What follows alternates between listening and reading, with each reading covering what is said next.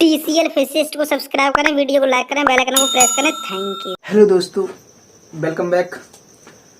तो 10th plus 12th दोनों के लिए ये very very very important question है। ये 4 नंबर में आता है। समझो अगर 4 नंबर आपके बढ़ जाएं तो कितना कुछ आपको मिल जाएगा। तो 4 नंबर क्यों छोड़ रहे हो भाई? ये नंबर 4 नंबर बहुत कुछ कर सकते हैं आपकी जिंदगी में। तो मैं कहना चाहता हूँ कि ये 4 नंबर का ये क्वेश्चन है, ये जरूर आएगा। ये 10th में भी आएगा, 12th में भी आएगा। इसको आने की जरूर संभावना है मुझे, क्योंकि मुझे एक्सपीरियंस है। मुझे तभी तो मैं बता रहा हूँ आपको कि ये 4 नंबर का क्वेश्चन है, इसको मिस मत करना, ठीक है ना। और ये पहले ही चैप्टर में से है, ये ऑप्टिक्स की पहले चैप्टर में से। वैसे तो ये बहुत शुरू से संभालेंगे तो ये 10वां 12वां चैप्टर होगा, ठीक है ना। तो ऑप्टिक्स का पहला ही समय न गवाते हुए इसको शुरू करते हैं, क्योंकि वीडियो लंबा हो जाएगा। तो देखते हैं, अगर क्वेश्चन ऐसे आएगा ये कि प्रकाश का परावर्तन क्या होता है, प्रकाश के परावर्तन से क्या समझते हैं, इस तरह से ये पूछेगा, है ना। तो हम हेडिंग डाल लेते हैं, प्रकाश का परावर्तन। प्रकाश का परावर्तन, ये हेडिंग हमने डाल दी। तो प्रकाश का परावर्तन पढ़ने से पहले प्रकाश के मामले में हमें नॉलेज होनी चाहिए। तो प्रकाश क्या है? प्रकाश एक प्रकार की ऊर्जा है जो हमारी आंखों की प्रकाशीय तंत्रिकाओं को जागृत करके किसी वस्तु का आभास कराती है ना। तो प्रकाश के बारे में आप बहुत कुछ जानते होगे ना। तो एक महीना बचाया भाई, प्रकाश के बारे में पढ़ते रहेंगे तो कुछ नहीं कर पाएंगे भाई। प्रकाश छोड़ो, प्रकाश होता हुआ वो आगे पढ़ेंगे आप, क्योंकि अभी तक तो आप लोगों ने पढ़ा ही नहीं। तो अब एक महीने में क्या कर लोगे? तो वही चीज पढ़ो जो मैन है। तो प्रकाश थोड़ी आएगा पेपर में, ये प्रकाश का परावर्तन आएगा। तो ये प्रकाश का परावर्तन होता है ज्यादा चिकने प्रश्नों से। ये प्रकाश आप क्या समझते हो? खाली प्रकाश का ही परावर्तन नहीं होता है, ये ध्वनि का भी परावर्तन होता है। इस परावर्तन को कहते हैं रिफ्लेक्शन।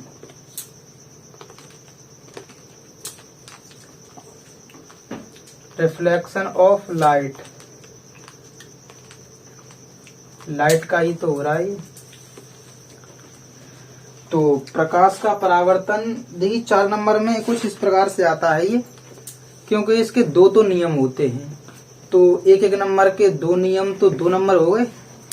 तो 2 नंबर तो वो हो गए। तो और 2 नंबर का बच्चा जो शेष रह गया 2 नंबर का, उसका ये चित्र आता है और उसकी डेफिनेशन आती है ना।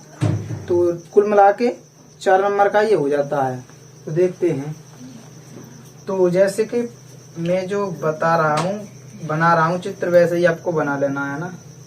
ये कोई चिकना पृष्ठ है ना, जिसके एक तरफ पॉलिश है, नीचे की तरफ हमने इसकी पॉलिश कर दिया। तो पॉलिश कर दिया तो ये क्या बन गया? दर्पण बन गया। दर्पण यानी चिकना पृष्ठ। इसके एक तल पर हमने पॉलिश कर दी, एक तल मतलब उस पर पॉलिश नहीं है, उससे परावर्तन होगा। किसका? प्रकाश का। तो ये क्या है? समतल प्लेट है, लिख दो यहाँ,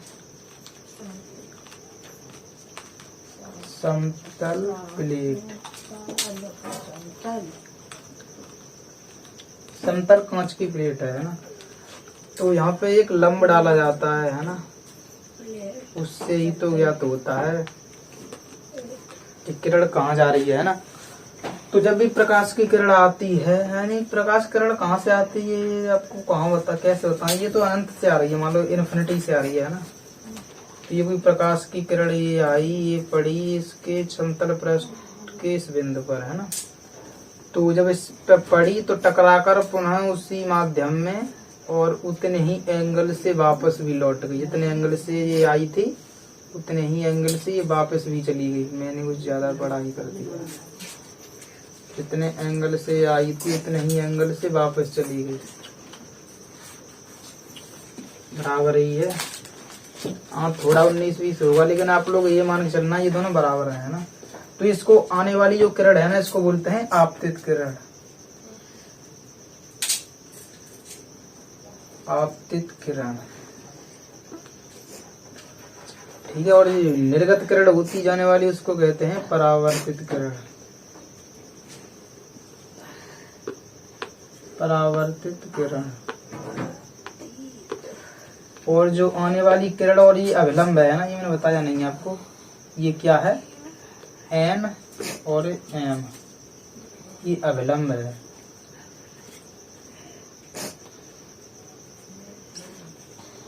अभिलंब है ना।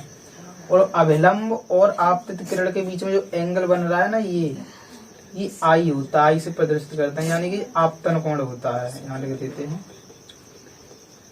आपतन कोण।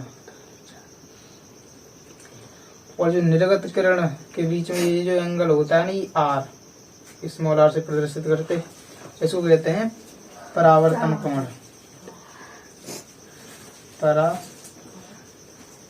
परावर्तन कोण, ठीक है। तो ये चित्र और इसी चित्र के साथ में जो डेफिनेशन होती है, और ये चित्र और डेफिनेशन ये 2 नंबर में आती है, और इसके जो 2 नियम और होते हैं वो 2 नंबर में आते हैं। कुल मिला के 4 नंबर का होता है, ठीक है ना। तो 1 नंबर तो हमने पक्का कर लिया, 1 नंबर का हमने कर दिया।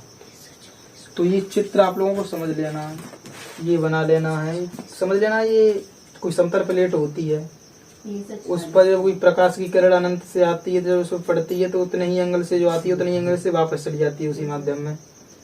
और आपतित किरण इसको कहते हैं, आने वाली किरण को। परावर्तित किरण जो आने वाली किरण को कहते हैं। आपतन कोण और अविलंब, मतलब अविलंब और आपतित किरण के बीच में जो एंगल होता है वो आपतन कोण होता है, और परावर्तित किरण और अविलंब के बीच में एंगल होता है परावर्तन कोण होता है, ठीक है ना। इसको आई से प्रदर्शित करते हैं, इसको आर से, है ना। अब इसकी डेफिनेशन लिख देते हैं, ठीक है ना। डेफिनेशन लिख देंगे तो ये 2 नंबर हमारे पक्के हो जाएंगे। तो डेफिनेशन यहाँ लिख देते हैं, परिभाषा यहाँ लिख देते हैं। परिभाषा है किसकी, प्रकाश के परावर्तन की। ये जो है ना, इसकी परिभाषा यहाँ लिख देता हूँ मैं, ठीक है। यहाँ लिखो, जब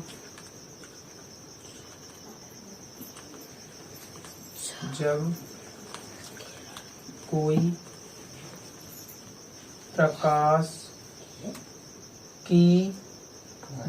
प्रकाश की किरण किसी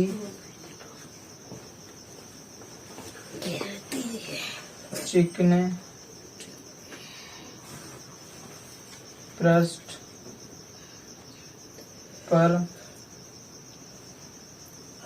पड़ती है, जब कोई प्रकाश किरण किसी चिकने पृष्ठ पर पड़ती है और परावर्तन के पश्चात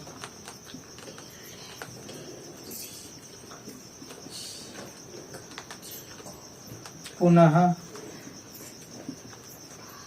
उसी माध्यम में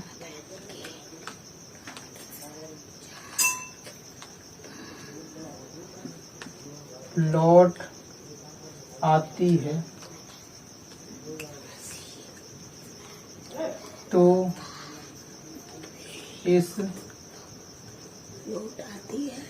घटना को प्रकाश का परावर्तन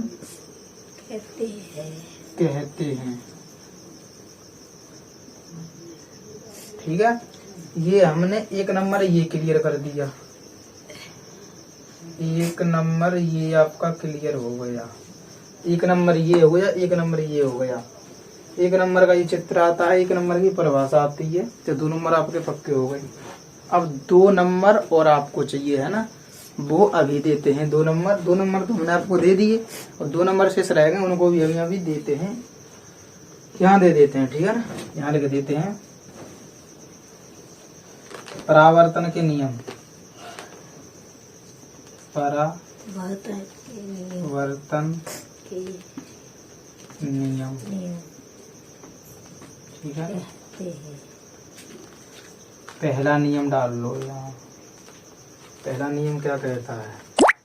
पहला नियम ये कहता है, इसमें कुछ चल रहा है वीडियो,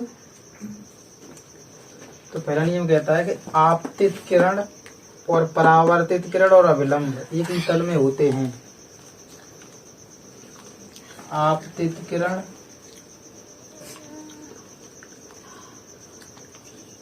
तथा परावर्तित किरण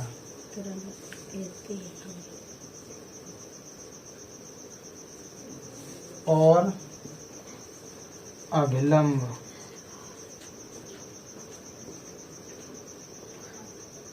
तीनों एक ही तल में होते हैं। ये नंबर हो गया पहला, नियम नंबर पहला। अब दूसरा नियम, दूसरा नियम में देखिए, और ये 1 नंबर का आता है ना, ये हमने आपको 3 नंबर दे दिया, चौथा नंबर और ही रह गया है। अब दूसरा नियम क्या कहता है कि आपतन कोण आई और परावर्तन कोण आर दोनों बराबर होते हैं। यहाँ लिखो, आपतन कोण आई तथा परावर्तन कोण आर दोनों एक दूसरे के बराबर होते हैं। ये हो गया 1 नंबर। तो 1 + 1 + 1 + 1 बराबर हो गया 4। कुल मिला के 4 नंबर का हमने ये मटेरियल यहाँ पे कर दिया। तो ये 4 नंबर पक्के हैं। अगर आप लोग ये समझ जाते हो 4 नंबर पक्के हैं, तो इतना सब कुछ कर लो, 4 नंबर बहुत कुछ कर सकते हैं, है ना। Thank you.